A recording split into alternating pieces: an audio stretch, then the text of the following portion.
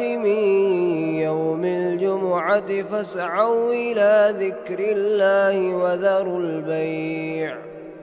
ذلكم خير لكم إن كنتم تعلمون فإذا قضيت الصلاة فانتشروا في الأرض وابتغوا من فضل الله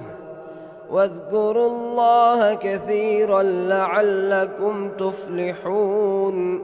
وإذا رأوا تجارة أو لهوا انفضوا